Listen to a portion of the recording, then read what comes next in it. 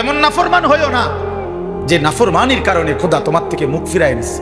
আহা, এর চাইতে বড় লানত আর কিছু হতো। মনে করেন এই ভাই তো আমার, সে মনে করেন সে আমার ছোট ভাই, তো সে ভুল করতেছে, ভুল রাস্তায় পথ দিছে, দুষ্টামি বান্দরামি, আমি তারে টাই নাই না, আচ্ছা তোরে থাপড়াইলাম, পিটলাম, কন্যাইলাম, মারলাম, তবে বলে দিলাম আর কোনোদিন যদি দেখি বেটা এদিকে ঠাক মারলাম বেটা। সে অনেকক্ষণ কাঁদছে, ব্যথা পাইছে, কিন্তু ফিরে তো চলে আসছে। কথা বুঝেন নাই?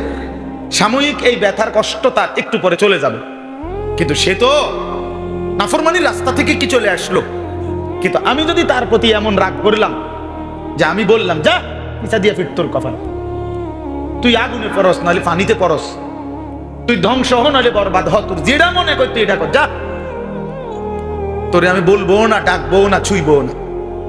তো বাহ্যিক যদিও মনে হয় যে আমি তার থাপ্পড় দিই নাই, কোনো আঘাতও করি না, তে কান্দেও নাই, কিন্তু সে যে অন্ধকারের রাস্তায় ছুটলো, কেউ যে তাকে ফেরাচ্ছে না, তার অবস্থা কি?